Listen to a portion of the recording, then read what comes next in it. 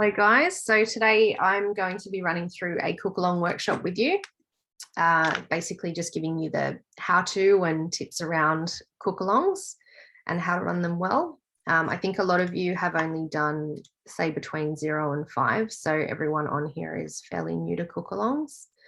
Probably apart from Elman, might have done a couple of extra cook-alongs in her 10 years. So basically I've put together a little slideshow just to make sure I cover what I need to cover. So I'm just going to share my screen with you. Okay, so I've been playing with Canva after the workshop that we did the other day.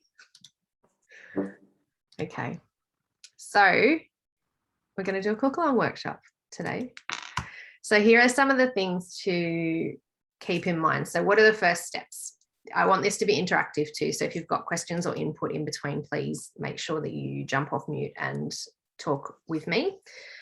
So first steps, you'll need to pick a date and a time. My tip is to pick one that suits you and your family. So for me, for example, it suits me to cook dinner at, say, 4:30. So I've set mine up for 4:30 in the afternoons. That way dinner's ready by the time Aiden comes home from daycare and we can all eat and everything's good.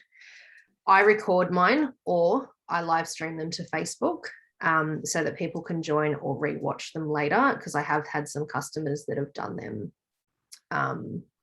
like cooked back without being live. So then you need to select a dish. So something to keep in mind when you're going to select a dish is you need to, again, select something that suits you and your family, because you're doing virtual, so you're the ones going to be eating it. Note the cooking time. So you want to keep the class under an hour for most, unless it's a specific class where you're doing like a bread class or something like that, or things like that, where you're doing a cook along that is more specific, where you're teaching them actual skills that might take a little bit longer, like a gluten-free pastry, for example. And then remember, when you've got people cooking along with you, it will generally take longer because they, might have questions, or they might need to cut something up, or not be sure, or be slower than what you are to present. So what does that look like, picking a dish? So things you want to take into account are your prep time when you're looking at the recipes, and the total time. Okay, so you wouldn't want to pick something that was, say, like an hour and 45 minutes. I feel like that would be too long, especially if it was a prep time of, say, like 45 minutes or half an hour even is too long. So this is where you would look at the recipe and you look at the preparation. So I always look at what are the long cook times. So the longest one in this one is the 15 minutes here. And then that's where I'd want to identify what am I going to do in that space. You've got a 5-minute cook time here, a 3-minute cook time here, and a 1 minute, and an 8-minute, and a 5-minute. So they're all fine because you're doing things in between. If you've got something like this, what you can do is recommend that all they need to do, for example, is have their parmesan and their pumpkin ready, and then we can get the rest ready as you go. That's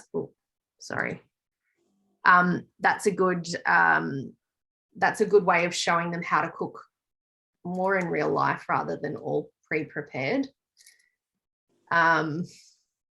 So they're the things that you'd look at. You'd look in the recipe to look at what the cook times are and stuff like that, and then kind of go, okay, well, I've got to plan something for those little blocks.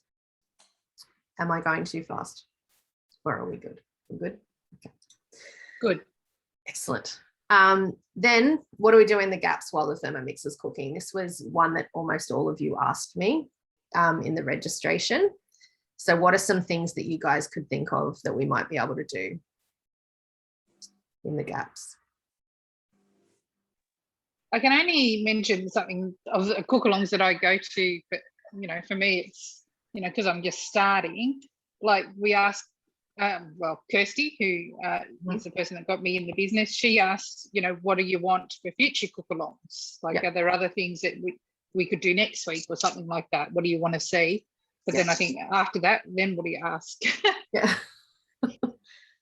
Any other ideas, guys or ladies? could show them how you can jump in and out of the recipe on the screen, so you can weigh other stuff. So for example, if you want to get a dessert ready or something and you want to weigh stuff, so there's other things you can do, even though that's cooking, you can jump in and out of it. Yeah, awesome. So for example, in this 15-minute cook here, if you literally only had your pumpkin ready, because that was what you told them to do, that might have been the point of the cook along, was to be able to teach them how they can get started and prep everything else. You could go, okay, so this is where you can press the 3 dots and you press your scales, and then you can weigh the rest of the stuff. You can go to recipe details, scroll down, see all the rest of the ingredients that you need, and let's get those out now.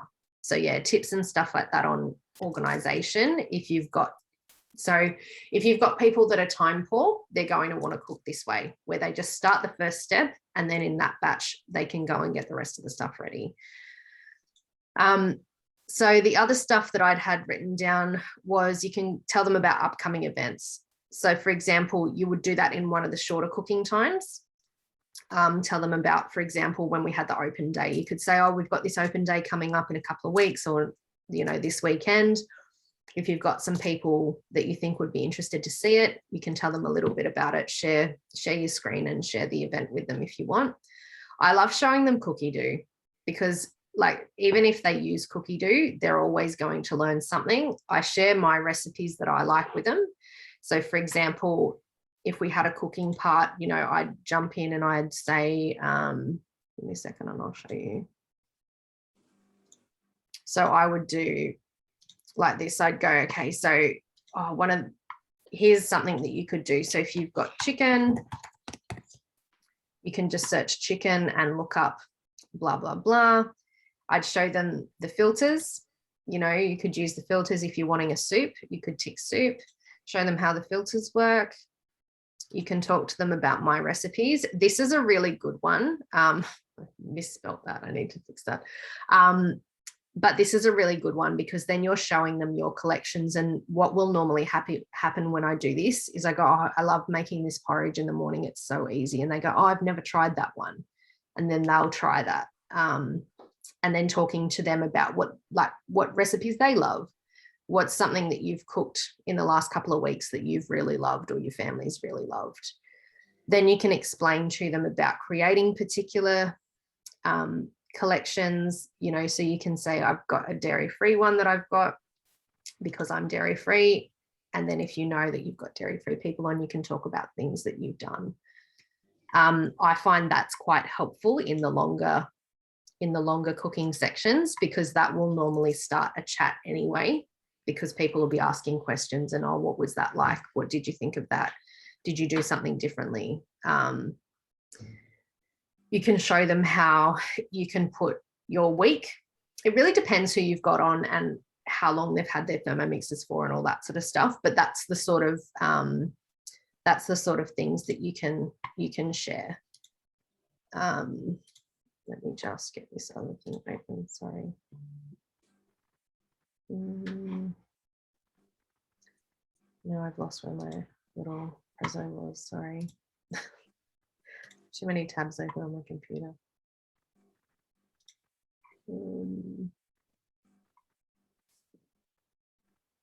So Mary, can I just ask, when you're setting up the registrations for the cook-along, other cook-alongs that I've been to have said, do you own a TM6, or do you own a Thermomix? Who's your consultant? All that sort of thing. So where do you get that information for when people do register for it to pop up? Yeah. So I will show you that in my Zoom screen. I might touch on that in a minute. I'm just going to, is that all right? Because that's coming up anyway. I wasn't sure whether it was going to be covered. That's all. No, I saw that question, so I will cover that towards the end. All right. So recruitment messages are great. Sharing a little bit about your story. If you've got a shorter, if you've got a shorter cook time, or if you're prepping something or something like that, you can, don't make it long. But just tell them a little bit about yourself if they don't already know you, because your story can be very powerful to a new owner. asking them what they would like to see, which is what Marnie suggested as well, which is what Kirsty does in hers. So there are a couple of ideas of what you can cover. Is that helpful? Yep. Yeah, cool. Yeah. So what's next? Setting up a Zoom. Oh, sorry. I forgot to get rid of this bit. Setting up a Zoom event is next. So this is what this looks like. This is a bit messy. So hopefully you can keep up with it. So the first step is we select schedule a meeting. So does everyone have a Zoom account? Yep. Do you guys have paid Zoom accounts or just the free ones? Yeah, I got a paid one. Okay. All right. So Elizabeth, you don't have a paid one. Correct. Okay. Yeah. And Carolyn, you don't. Okay. In that case, speak to your team leader, because we have spoken about that, and they'd be open to you using theirs, which would just mean you'd need their login. Okay. So this is how you'd set it up. You go schedule a meeting, and then you'll enter the Cookalong name, date, and time. So you pop the name, the date, and the time in there. I'll run through one live with you so you can see how to do it. This is where you select registration required. I personally don't do that for my Cookalongs at the moment. I'm not doing registrations only because they're for a closed group anyway, for the most part. And they're mostly for my customers, in which case I know them, and it's just one extra step that they have to go through for them to do it. And when I was doing them every day, it felt like it was too much for them to have to fill one out for each one. So I've literally just got a join event button, which is what I put into the Facebook event. But if you are opening it up to the public and you want it, and say you were doing one a week that you were opening up to the public, then you could put registration, and you could ask questions like, you know, who's your consultant, or do you have a consultant? If so, what's their name? But we'll go through, I'll show you how to ask those questions in a minute. So yeah, if you are opening it to the public, you want to tick registration required. And then you can select either generate automatically for your meeting ID or your personal meeting ID. The difference between these two is that if it's a personal meeting ID and you're always using that, make sure you don't use that for closed things like delivery briefings, because then if people have got your link to join your personal meeting ID, they can jump in on a delivery briefing. So I would always select generate automatically if it's a private closed event, or if it's just an open event, just select personal meeting ID. I put a passcode on mine. You don't have to. Yeah. And then you just want to unselect waiting room. I find it annoying having a waiting room because then you've got to admit people as they turn up. So I always just unselect waiting room and then I hit save. Okay. The rest of that just stays like that. That's what I've got for that. So I will show you what it actually looks like.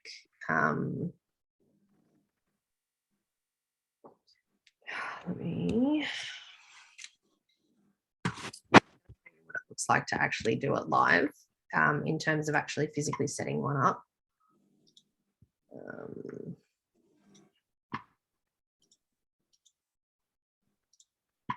So if we go into, sorry, I'm just getting it into the right screen to show you. Okay, so when you go to meeting information, you want to, this is what I had up on the screen. So you go schedule a meeting. You're going to call it, just put in pumpkin, spell it properly. Pumpkin and bacon risotto Cookalong. I don't add any description in there just because I'm going to do a Facebook event anyway. So you'll select the date here. So if it's going to be next Thursday, put the 9th, and then you select the time. So for me, it's 4:30. Just make sure it's the right time zone. It should automatically be set to that, but just make sure it is. If you do want registrations, click required, because I'm going to open it up. I'm just going to put meeting. Oh no, okay, there you go. If you do registration, it needs to be generated automatically. You can select a template. So I've got one for a virtual Thermomix demo, and I'll show you how to set that up. So you click save once you've done all of that. And then you go down to the bottom and you've got registration here. So you go into edit for the options. And then you'll go to questions. So you want to tick what you need. So do you want to know what city they're in or what their postcode is? You can put phone number. So this means you're asking them that information. If you tick required, it means that they have to fill it out. Okay. So depending on where you're at, if you want to put phone required or not, and leave it up to them whether they give you their phone number or not. You'll get their email address anyway. So then you would click save, or you can go to custom questions. So what you would do is go new question. So let's say, do you own a Thermomix? And then you'll put single answer. Yeah. TM6, and you can say, do you own a Thermomix? Yes. Which model? TM6, TM5, and then go add another answer, and then put TM31. And then go create new question. So then you just pop in any of the questions that you want to have. If you want, for example, when I did the registration for this, I said, please let me know anything you'd like covered in the class. So what sort of questions do you think you would want to ask them if they were coming along to a cooking, like to a cook along? Who is your consultant? Or do you have a consultant?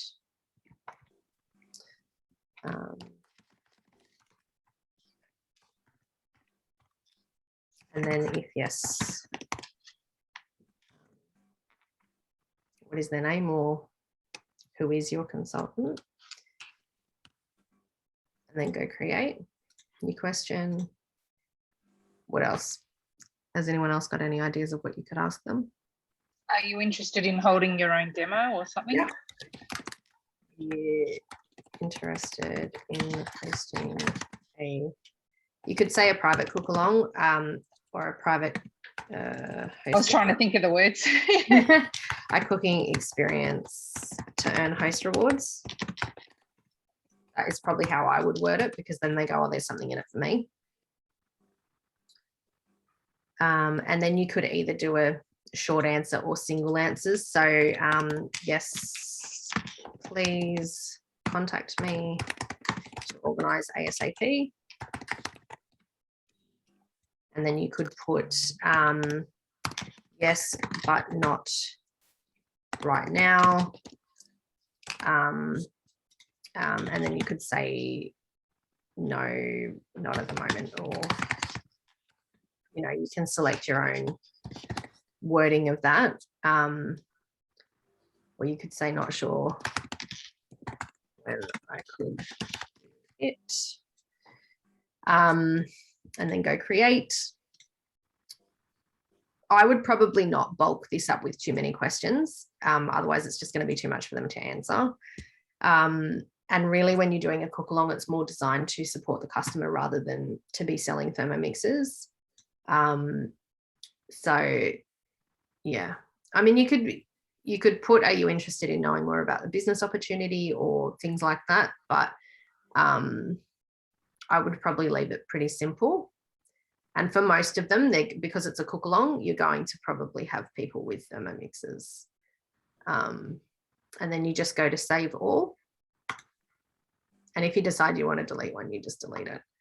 So then when you want to, I will go back to the meetings that I have to show you what it looks like once they've answered questions and to see how many people you have coming. So this is today's. So if I click on that, you go down and it says how many people have registered. Are you guys all right if I open it and it'll have your names there? Yep. Okay. I'm assuming everyone's okay with that. So we go to view, and then you've got all your names. And if you want to see the answers to the questions, Elman, are you okay if I just click on yours? That's all right. So then we've got Elman's details here. How many cooking virtual cook-alongs? I thought it might have been 10 plus. And then if there's any questions, they've written them down the bottom. Cool. And And then you guys would have got your email to join, which is what your customers will get with the link to join. So I will close, sorry, close that. So that tells you how many people you've got coming along. If you wanted to select, I need to remember how, so you can go save as template. So if we go to the one that we just did, we go into meetings. Which one was the one that was that one that I started? Okay, so that was the one that I selected before. If you wanted to save this as your template, you could save as template and then just go cook along. And then that will save these settings as a cook along. So when you go to schedule a meeting, you can use a template. So you would go down to here, cook along, and then it'll set it up with all of the same settings. Yeah, is that helpful? You're following? Yep. The other thing, sorry, I was going to show you. Let me just go back, sorry. So when you go to meetings, this is the link that you want to share with people if you're not registering, if you don't have registrations. Go to the link and go copy invitation. All you need to put in your Facebook event is this part here, the join Zoom meeting. Okay, so I'm going to show you what it looks like now. Please ignore all of my notifications. So you go to your page. I did have one of these open. Maybe because I'm sharing, give me 2 seconds and I'll let this load.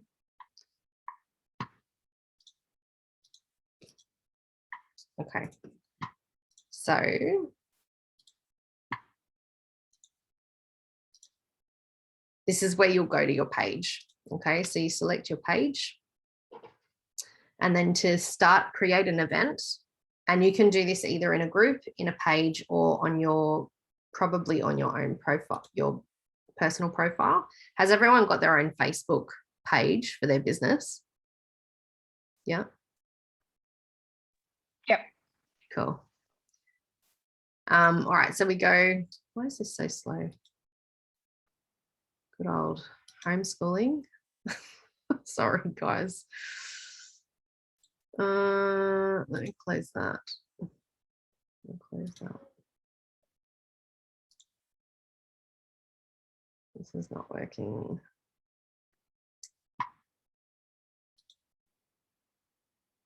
Hang on, I'll stop sharing. Sorry. I think this is just because I have my son homeschooling. All right, I've got this up on another page. Okay.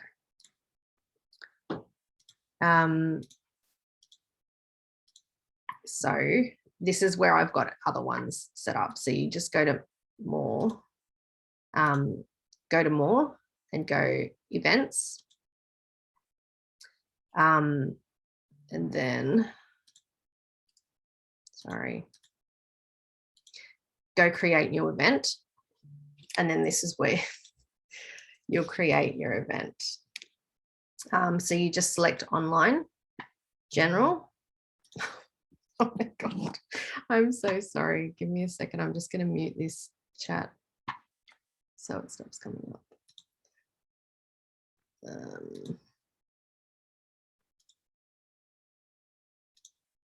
Okay. All right.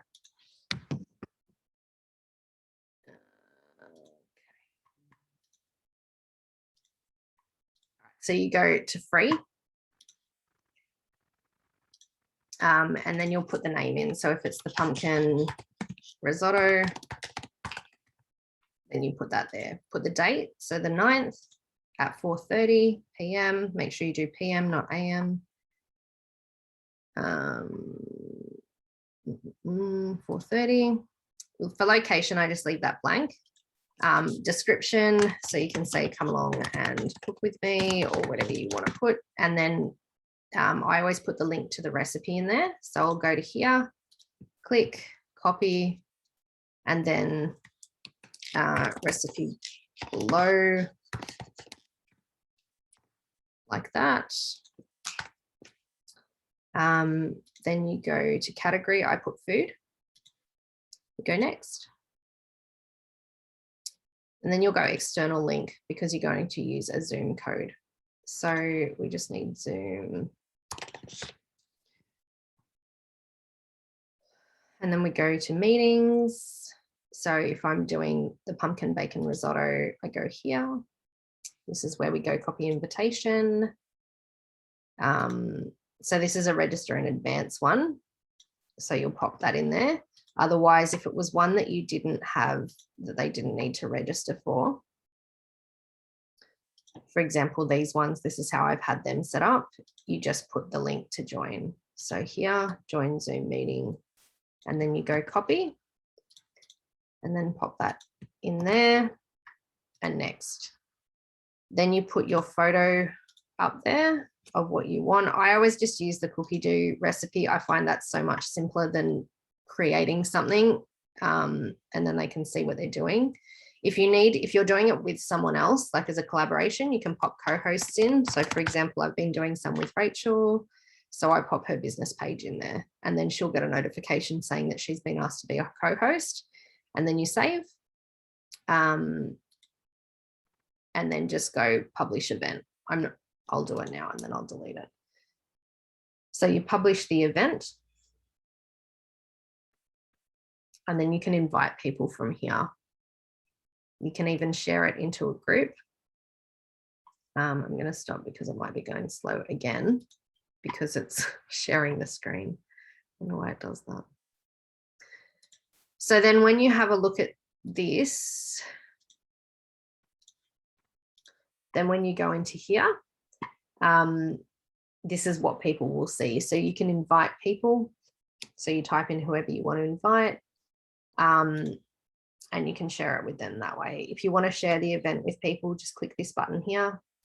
That's the link. So you could copy that and send it in a text message, for example, to customers, or put it on your Facebook page, wherever you want to put it. And then, yeah, when they want to join, they just go to link to join. Cool. Now I'm going to stop sharing for a second and see if there's any questions. Does anyone have any questions? Nope. Okay. I feel like I'm getting talking too fast. So then once you're in the Zoom with people, I'll pull up these photos that I've taken of the screen to show you how to share. So when you've got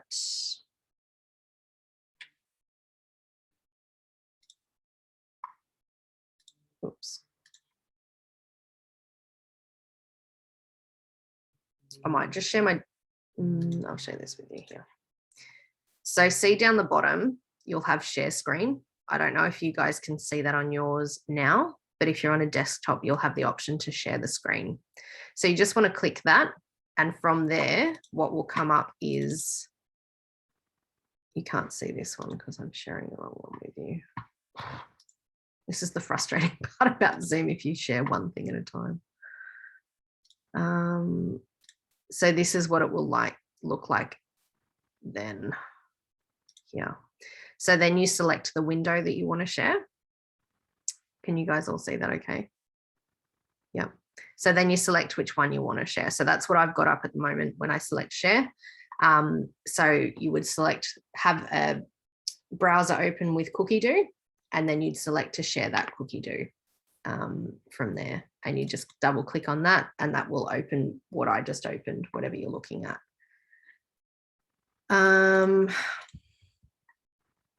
From there, is anyone interested in knowing how to share to Facebook? Because that's something that was, yeah, okay. That's something that was tricky. And it's a bit fiddly, of course. And I have a feeling they change it often. So let me get that up for you. Sorry, otherwise it won't load if I don't have it ready.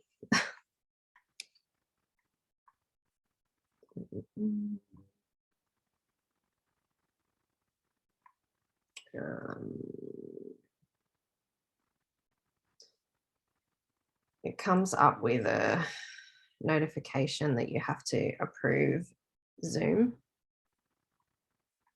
I'm just trying to find where it is on my page.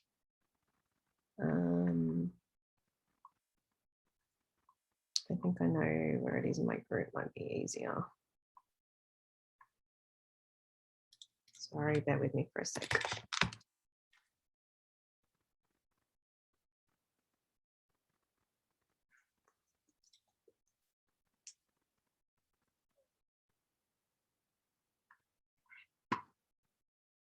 Can't see it there. I'm just going to have to find it in my group.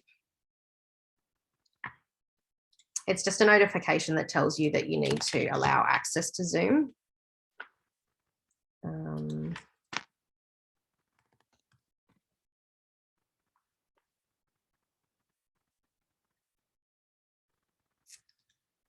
of course now it's not coming up. Okay, I may not be able to show you that bit, but if anyone needs a hand, please let me know. And no worries, Elizabeth. And I can help you with it. But basically what you need to do is go into your page or wherever you want to be able to share it. Shall I see if I can see it on Rachel's? Just going to pause the recording while I work this out. Okay, so what we'll do is you need to go down the side, down to here, and you go to, I think it's business apps. And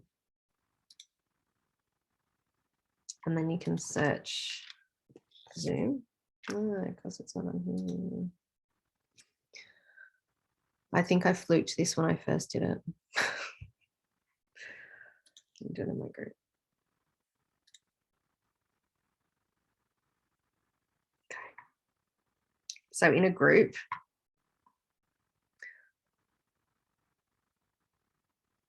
don't tell me they've changed this.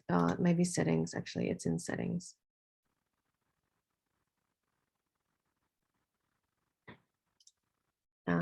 And then you go down the bottom to apps. And you need to add apps and go Zoom. It's not coming up because I've already got it, but then you have to say allow access. What'll happen then is you get, I think you have to log in as Zoom with your Zoom account, and then you'll get a message come up on your group that will say manage access to your group. And then you select allow access, and then you're able to go to, I don't know if I can show you this. If I do desktop, let me know if you can see. I don't think you can see my Zoom, like controls. Can you see this down the bottom where it says document 1 notes and more? No? Yes, I can. Oh, can you see where it says live on Facebook? Where I've got it hovering over, I don't think you can see it. It's covered over now. A list social. Okay, let me take a little screenshot and I'll share the screenshot with you. This is adaptability, ladies. So just turn up, be you is my biggest piece of advice as well, is just be you. Make it, just make it authentic. Okay, so if you go into, where's the one I just did here? Okay. Maybe just a question. If you record your Cookalong and you save that video, can you put that video then on your Facebook? Yeah. If you can't get this live stream to Facebook, really. Yeah, you sure can. Yeah. So you just select record to this computer or record to the cloud, and then you upload it into your Facebook. I'll show you that in a second. So see on this screenshot here, what I did to get to this was click the More button down the bottom, and then you have these options. So then you'll have the option Live on Facebook, and then you will select the, I'll show you actually which group you're going to, it'll open up a browser, a window browser. I should have known that it would, that it would want me, that I wouldn't be able to share this. I'm so sorry. So it'll then do,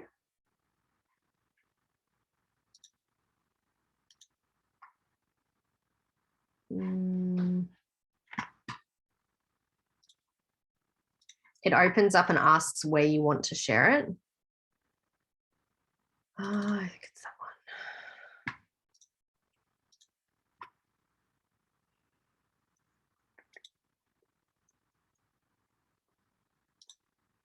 one. Yeah, that one.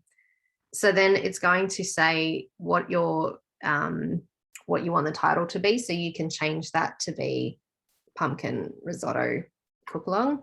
You can pop a description in. I usually pop the recipe in and just say we're cooking along the pumpkin risotto. Then you select whether you want to share it on your timeline, your page, or your group, and you have to have allowed access to be able to choose those things. And then you press go live, and then it will open the live screen. Okay. I always put that away and stay in Zoom, because otherwise it's distracting having the two videos going. In terms of, has that covered that enough for you guys? I feel like I'm getting confusing now. I'm glad you recorded it. That's all I can say. Sorry. Good too. It's, you know what, it's simple when you do little bits. So if you're at the very beginning, literally just jump on Zoom with your customers and record it.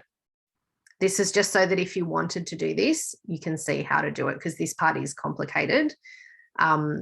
Setting it up is complicated, but once it's done, it's easy, because then you can literally just live stream stuff straight into Facebook, which is, I think it's good, because it will come up on their feed, Mary's live on her page. And then you might get followers that didn't know you had an event being able to see things. And then where I see that as an opportunity is that they can see functions of the Thermomix without having to register, without having to be seen, because some people don't want to be. And that content is then always going to be there for you and for your customers as well. So the last thing I will show you is how to upload a recording onto your Facebook page if you've got it recorded. Now I'm trying to go live on Facebook. Okay, so from here, what you will do is go to create a post. So you scroll down until you get to being able to create a post. So create post in Facebook. So you're going to add to your post. So you're going to add a photo or a video. Where mine records on my computer, I have a Mac. So you go to Documents, Zoom, and then you've got your Zoom recordings. Okay. So I'll just pop into one of these. And if I wanted to upload that, I just double click that. And I can say pumpkin risotto, recording, risotto, blah, blah, blah, and put a little description if I want to. And then once it's uploaded, then you just press post. So that's how you do that, Elman. Is that helpful? Yep, cool. You just need to wait for it to upload. And they've got options. I've never actually looked at this. So your options is that you can put a title, you can add tags. So you could do like risotto, you could put Thermomix and add tags and stuff like that.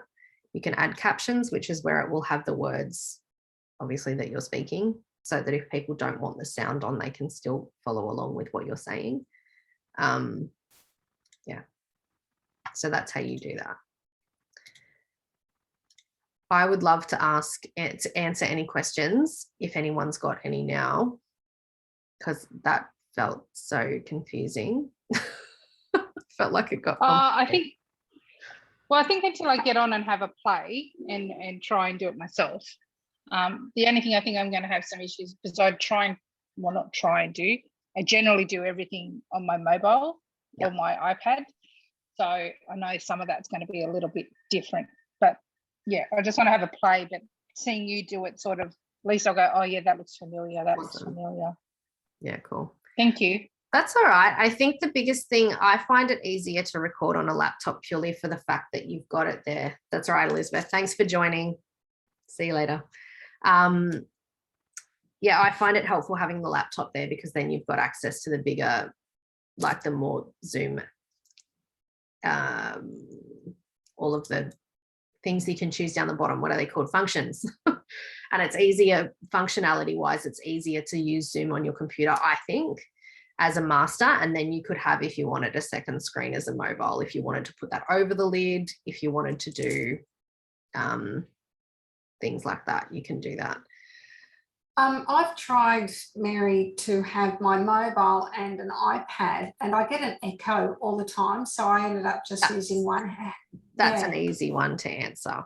So what you need to do is only connect to audio on one device and disconnect your audio. So see on your screen right now, down the bottom, there's the mute button. And then there's a little arrow that points up. Click on that and it'll say leave computer audio. Don't do that now because otherwise you won't hear me and I won't hear you. But that's how you do that on one device. And you know when you connect and it'll say connect with computer device or computer audio or whatever the selections are, just say don't connect to audio on one of the devices. And that's how you do that. Thank you so much. That's all right. Also, I just realized one thing I should show you is when you're when you are selecting, because I know that, for example, when I'm recording this, people don't always want to be recorded. So it's a good screenshot. So what you want to do is spotlight yourself. And it's really annoying that I can't show you this because we're in Zoom, but I'm going to show you a little photo that I just took. Yeah. So to be able to do that, what you want to do is, and I'll see the three dots here. You want to click on that, and then the options you will have is spotlight.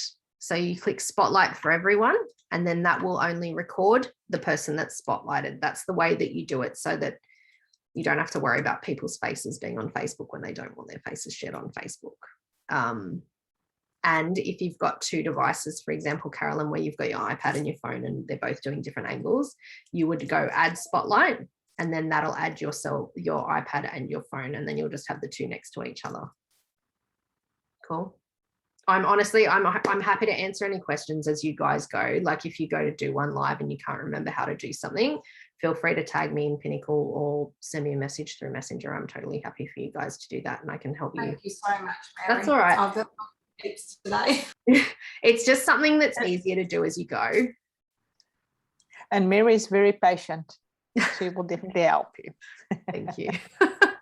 It's easier to explain as you're actually doing it. This is the frustrating part with Zoom, is that I can't actually share my Zoom screen with you and show you how I'm doing it unless I've got my phone or something recording it separately. So I might see if I can maybe record it with my phone and pop up a little video in the comments when I share this. That might be more helpful to show you guys because it's so easy once you see it. But it took me a while, and you can only actually spotlight when there's more than two people. There's so many conditions around it. That's what makes it confusing. It's the way Zoom is organized. It can sometimes be confusing. Marnie, what did you say? Sorry. I just said okay because I'll forget that. And if there's only a couple, it's just gonna, It works if there's three people. So you only need to have two people, like two other people on, and then you can. Okay. I'm glad it's cleared stuff up for you, Carolyn. That's good. I'm glad it was helpful. I feel like I lost myself for a little bit in between. Anyway. No, I think it was good. Yeah, cool. Awesome. All right. Well, any questions, please let me know. Thanks for joining, ladies. I'm going to stop the recording. So see you later. Thanks for watching.